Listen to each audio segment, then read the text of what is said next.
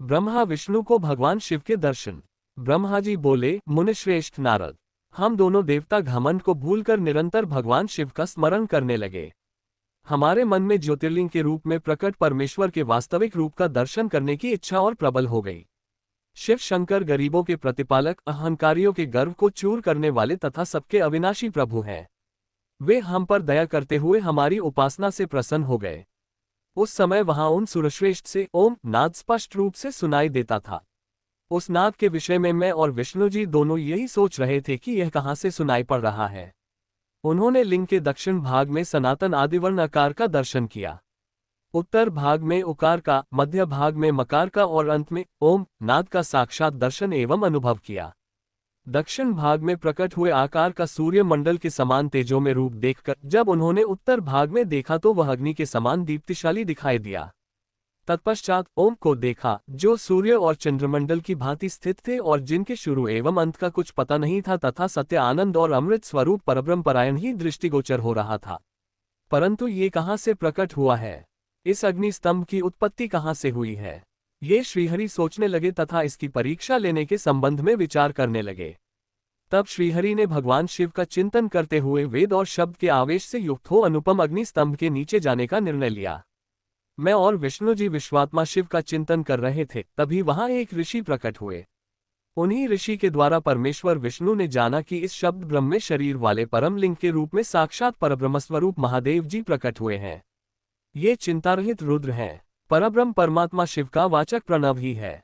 वह एक सत्य परम कारण, आनंद, अकृत, परात्पर और परमब्रह्म है। प्रणव के पहले अक्षर आकार से जगत के बीजभूत अर्थात ब्रह्मा जी का बोध होता है। दूसरे अक्षर ओकार से सभी के कारण श्रीहरि विष्णु का बोध होता है। तीसरा अक्षर मकार से भगवान शिव का ज्ञान होता है। अकार सृष्टिकर्ता, ओकार मुंह में डालने वाला और मकार नित्य अनुग्रह करने वाला है। मकार अर्थात भगवान शिव बीजी अर्थात बीज के स्वामी हैं, तो अकार अर्थात ब्रह्मा जी बीज हैं। ओकार अर्थात विष्णु जी योनि हैं। महेश्वर बीजी बीज और योनि हैं। इन सभी को नाद कहा गया है। बीजी अपने बीज को अनेक रूपों में विभक्त करते हैं। बीजी भगवान शिव के लिंग से ओकार रूप योनि में स्थापित होकर चारों तरफ ऊपर की ओर बढ़ने लगा। वह दिव्य अंड कई वर्षों तक जल में रहा। ये भी पढ़े, संपूर्ण श्रीमद्भागवत महापुराण के सभी 12 स्कंद श्लोक संख्या सहित ऑल द 12 सेक्शंस ऑफ वर्ष के बाद भगवान शिव ने इस अंड को 2 भागों में विभक्त कर दिया। तब इसके 2 भागों में से पहला सुवर्णमय कपाल ऊपर की ओर स्थित हो गया, जिससे स्वर्गलोक उत्पन्न हुआ तथा कपाल के नीचे के भाग से 5 तत्वों वाली पृथ्वी प्रकट हुई। उस अंड से चतुर्मुख ब्रह्मा उत्पन्न हुए, जो समस्त लोकों के सृष्टा हैं। भगवान महेश्वर ही अ उ व म त्रिविध रूपों में वर्णित हैं। इसलिए ज्योतिर्लिंग स्वरूप सदाशिव को ओम कहा गया है। इसकी सिद्धि यजुर्वेद में भी होती है। देवेश्वर शिव को जानकर विष्णु जी ने शक्ति संभूत मंत्रों द्वारा उत्तम एवं महान अभ्युदय से शोभित भगवान शिव की स्तुति करनी शुरू कर दी। इसी समय मैंने और विश्वपालक भगवान विष्णु ने एक अद्भुत व सुंदर रूप देखा, जिसके 5 मुख, 10 भुजा, कपूर के समान गौरवर्ण, परम कांति में, अनेक आभूषणों से विभूषित, महान उदार, महावीर्यवान और महापुरुषों के लक्षणों से युक्त था, और जिसके दर्शन पाकर मैं और विष्णु जी धन्य हो गए। तब परमेश्वर महादेव भगवान प्रसन्न होकर अपने दिव्यमय रूप में स्थित हो गए। आकार उनका मस्तक और आकार ललाट है।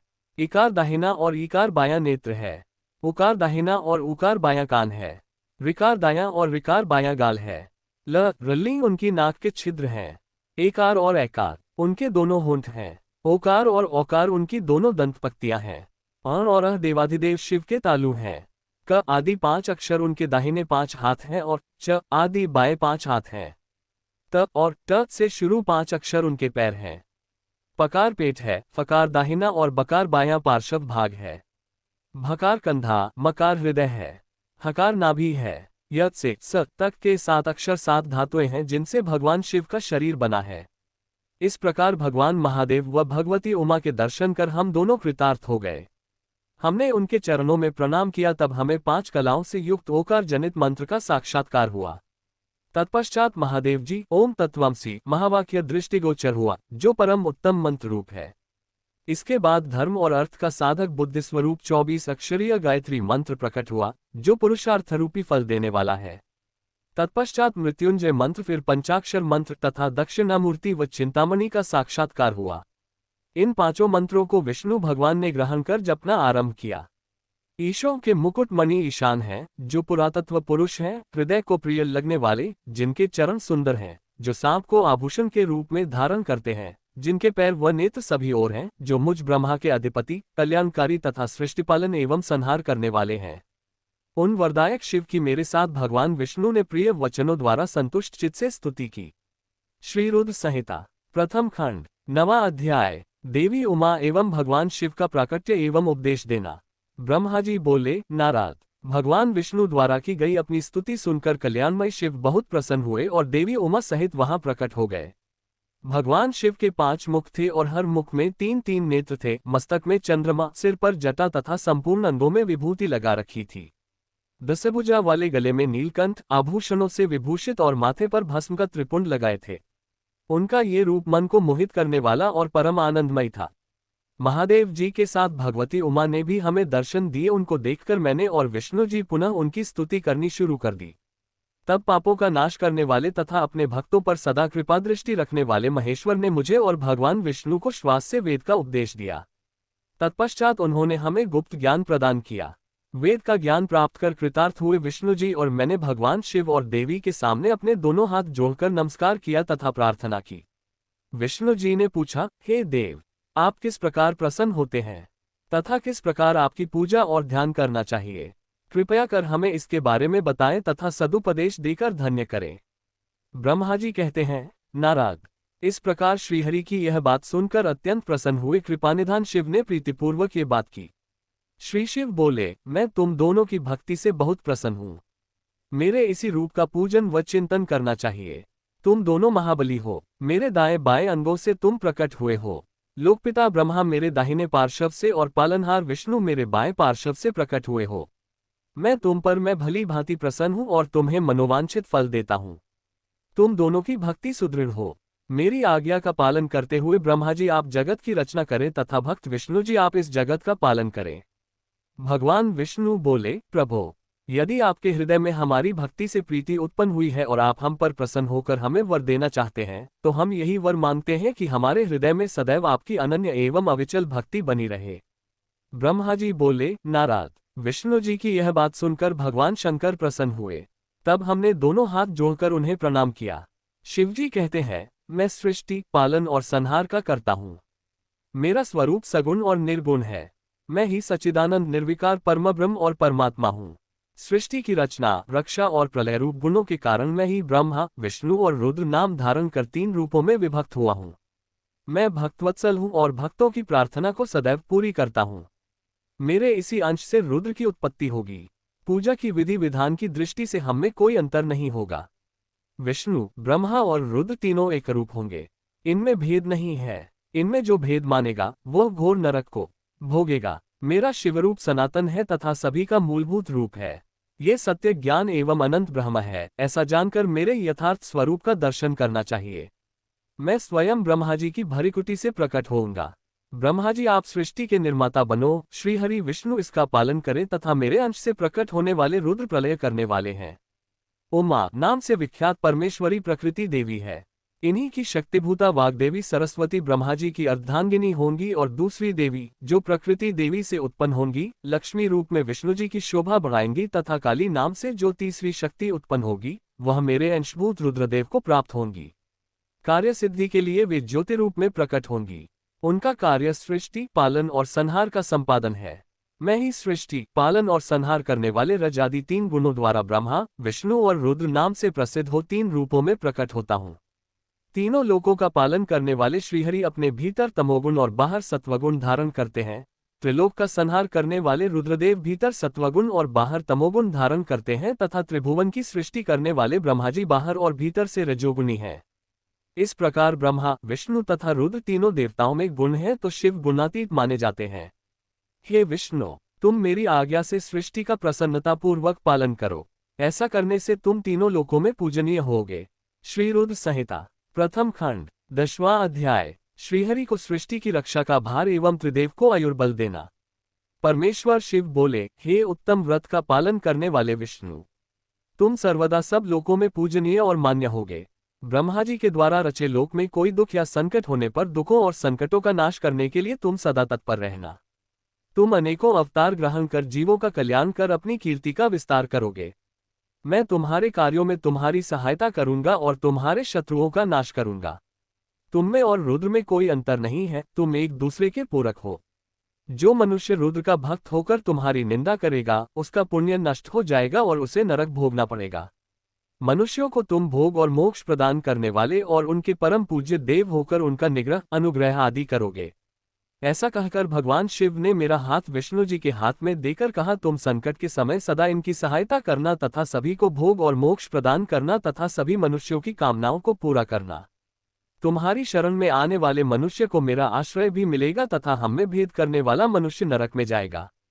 ब्रह्मा जी कहते हैं, देवर्षि नारद, भगवान शिव का ये वचन सुनकर मैंने और भगवान विष्णु ने महादेव जी को प्रणाम कर धीरे से कहा, हे करुणानिधि भगवान शंकर, मैं आपकी आज्ञा मानकर सब कार्य करूंगा। मेरा जो भक्त आपकी निंदा करे उसे आप नरक प्रदान करें। आपका भक्त मुझे अत्यंत प्रिय है। महादेव जी बोले, अब ब्रह्मा, विष्णु और रुद्र के आयुर्बल को सुनो। 4000 युग का ब्रह्मा का एक दिन होता है और 4000 युग की एक रात होती है। 30 दिन का एक महीना और 12 महीनों का एक वर्ष होता है। इस प्रकार के वर्ष प्रमाण से ब्रह्मा की 100 वर्ष की आयु होती है और ब्रह्मा का एक वर्ष विष्णु का एक दिन होता है। वह भी इसी प्रकार से 100 वर्ष जिएंगे तथा विष्णु का एक वर्ष रुद्र के एक दिन के बराबर होता है और वह भी इसी क्रम से 100 वर्ष तक स्थित रहेंगे।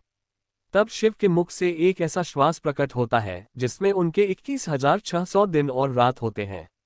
उनके 6 बार सांस अंदर लेने और छोड़ने का एक पल और 8 घड़ी और 60 घड़ी का एक दिन होता है। उनके सांसों की कोई संख्या नहीं है, इसलिए वे अक्षय हैं। अतः तुम मेरी आज्ञा से सृष्टि का निर्माण करो। उनके वचनों को सुनकर विष्णु जी ने उन्हें प्रणाम करते हुए कहा कि आपकी आज्ञा मेरे लिए शिरोधार्य है।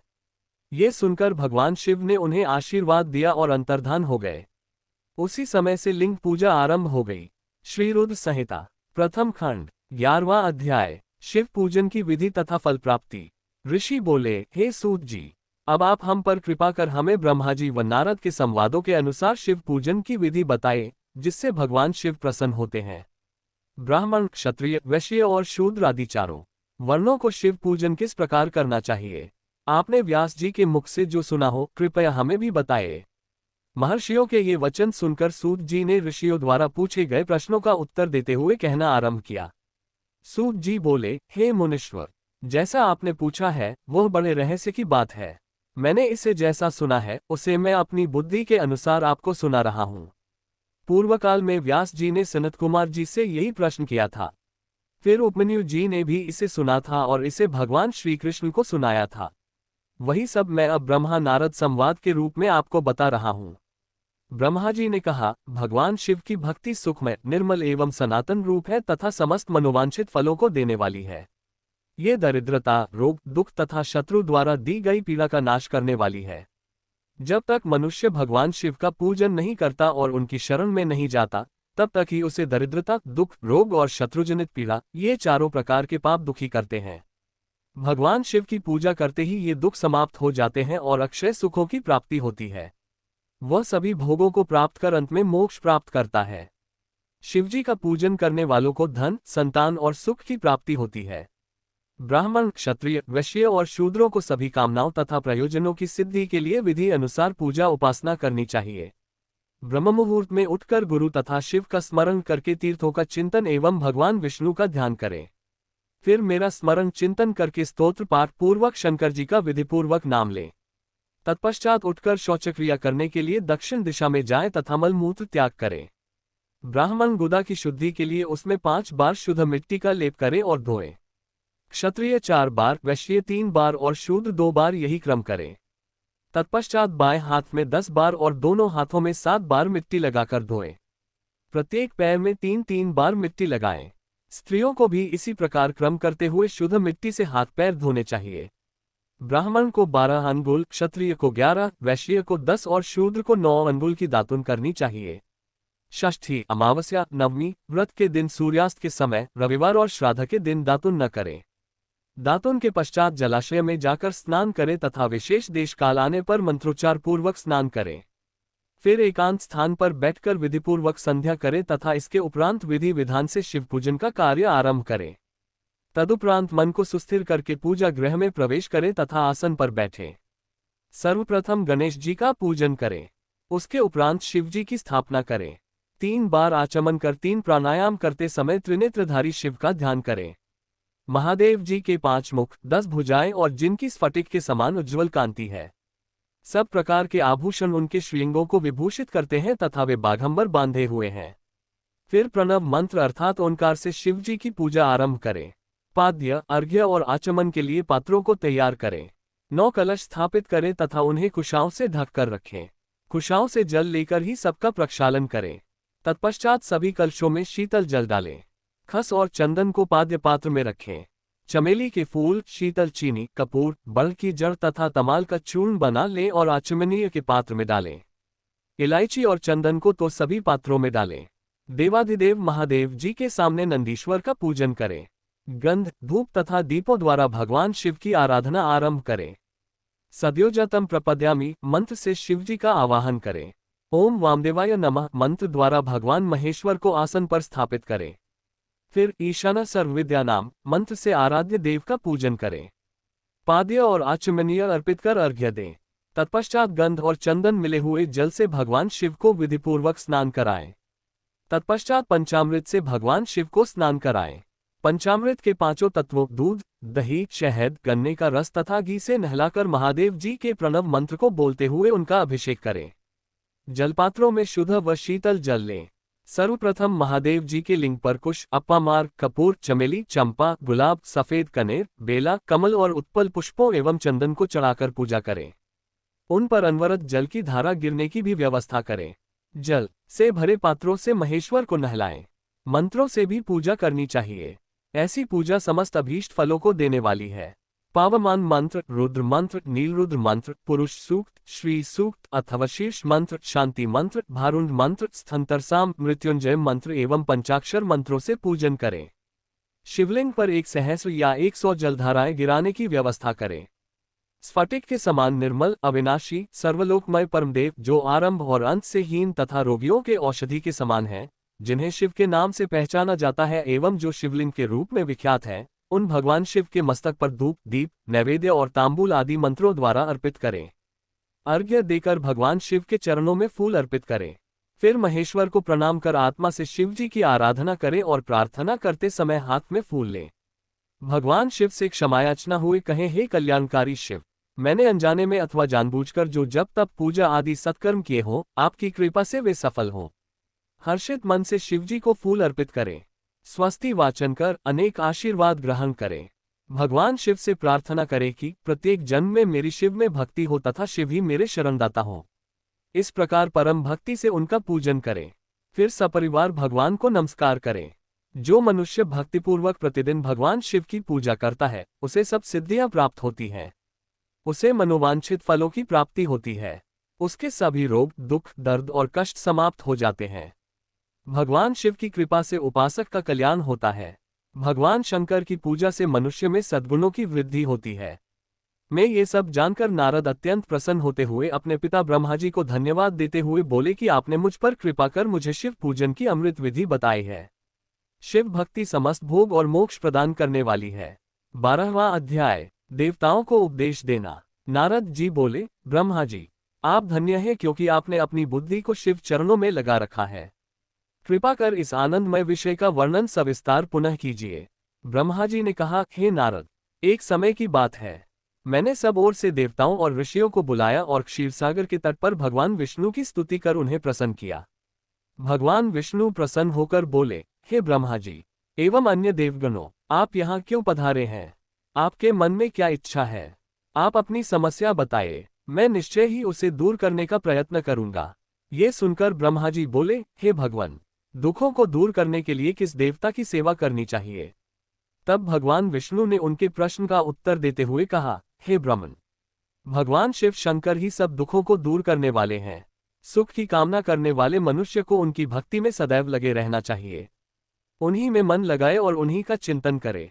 जो मनुष्य शिव भक्ति में लीन रहता है, जिसके मन में वे विराजमान है, वह मनुष्य कभी दुखी नहीं हो सकता। पूर्व जन्म में किए गए पुण्यों एवं शिवभक्ति से ही पुरुषों को सुंदर भवन, आभूषणों से विभूषित स्त्रियां, मन का संतोष, धन संपदा, स्वस्थ शरीर, पुत्र पौत्र, अलौकिक प्रतिष्ठा, स्वर्ग के सुख एवं मोक्ष प्राप्त होता है। जो स्त्री या पुरुष प्रतिदिन भक्तिपूर्वक शिवलिंग की पूजा करता है उसको हर जगह सफलता प्राप्त होती है। वह पापों के बंधन से छूट जाता है।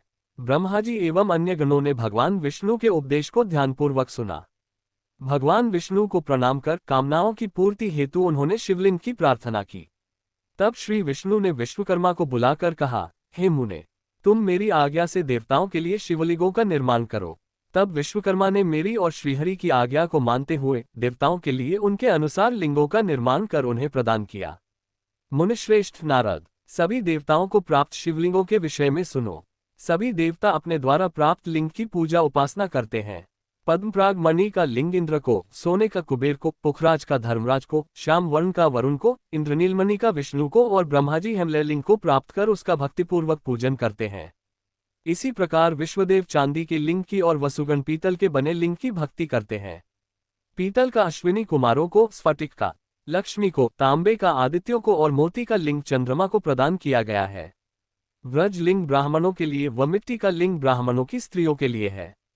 मयासुर चंदन द्वारा बने लिंग का और नागुल द्वारा मूंगे के बने शिवलिंग का आदरपूर्वक पूजन किया जाता है। देवी मक्खन के बने लिंग की अर्चना करती हैं।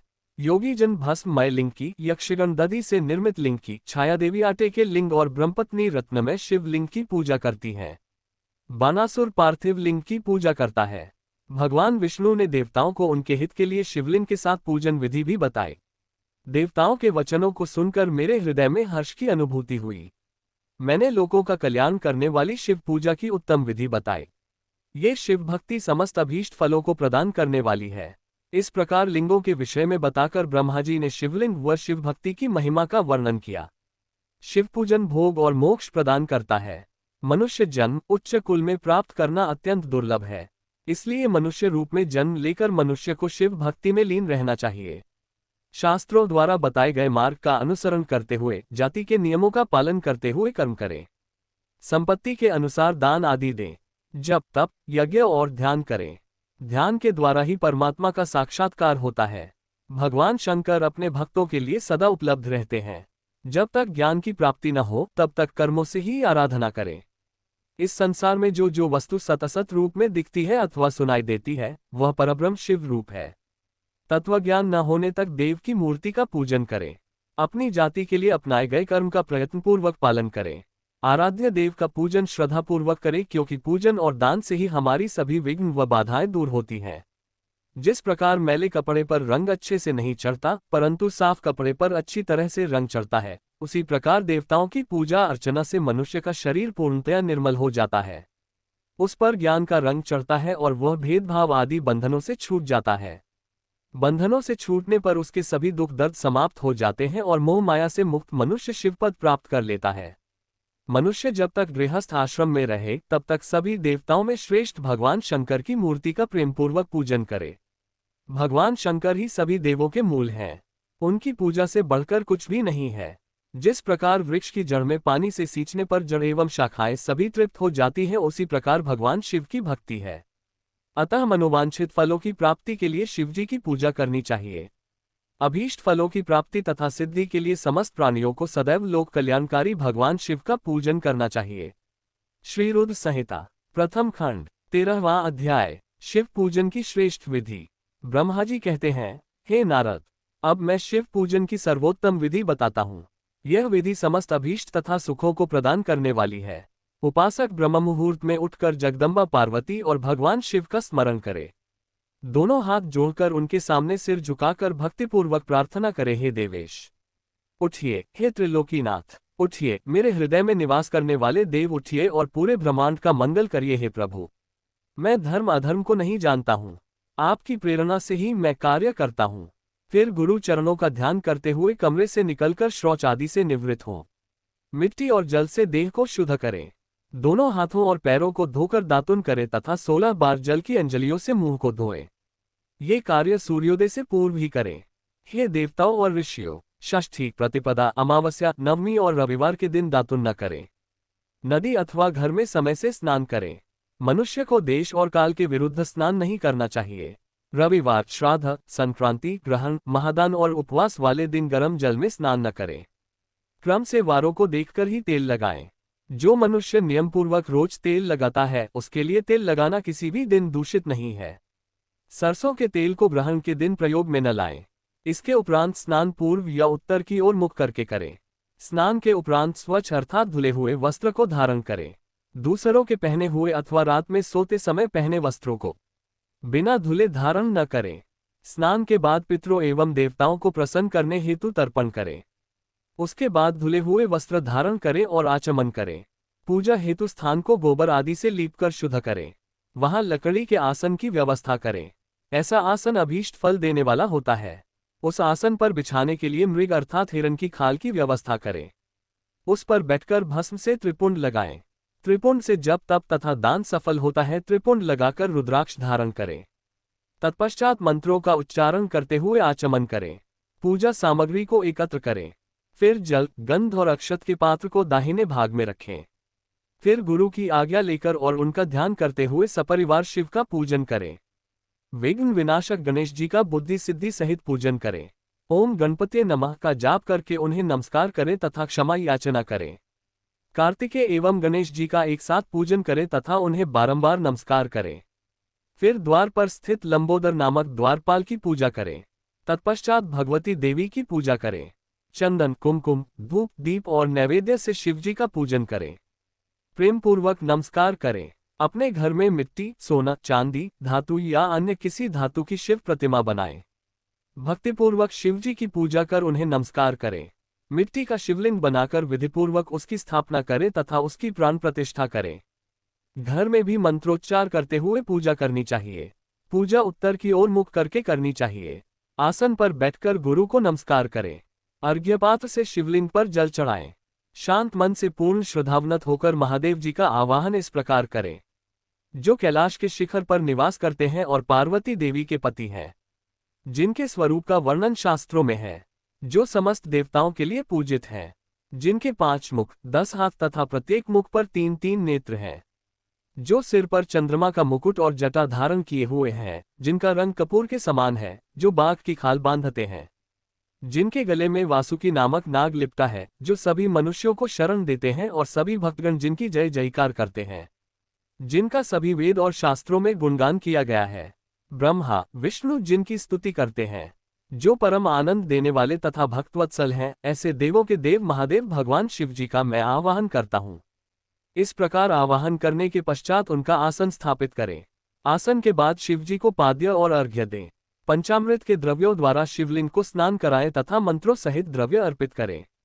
स्नान के पश्चात सुगंधित चंदन का लेप करें तथा सुगंधित जलधारा से उनका अभिषेक करें।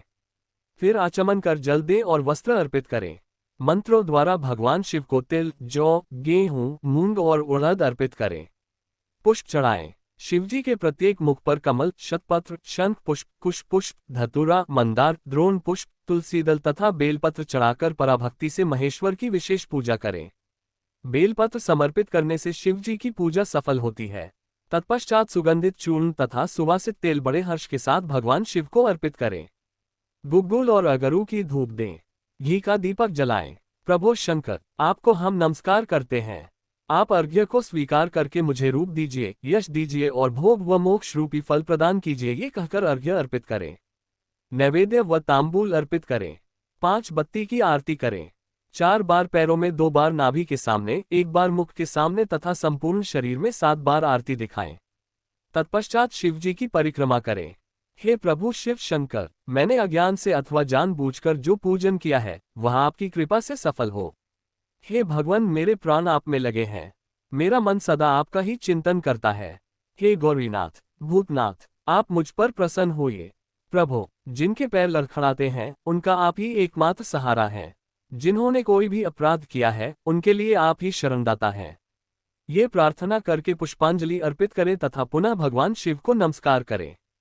देवेश्वर प्रभु, अब आप परिवार सहित अपने स्थान को पधारे तथा जब पूजा का समय हो तब पुनः यहाँ पधारे। इस प्रकार भगवान शंकर की प्रार्थना करते हुए उनका विसर्जन करें और उस जल को अपने हृदय में लगाकर मस्तक पर लगाएं। हे महर्षियों, इस प्रकार मैंने आपको शिव पूजन की सर्वोत्तम विधि बता दी है जो भोग और मोक्ष प्रदान करने वाली है। ऋषिगण बोले, हे ब्रह्मा जी, आप सर्वश्रेष्ठ हैं। आपने हम पर कृपा कर शिव पूजन की सर्वोत्तम विधि का वर्णन हमसे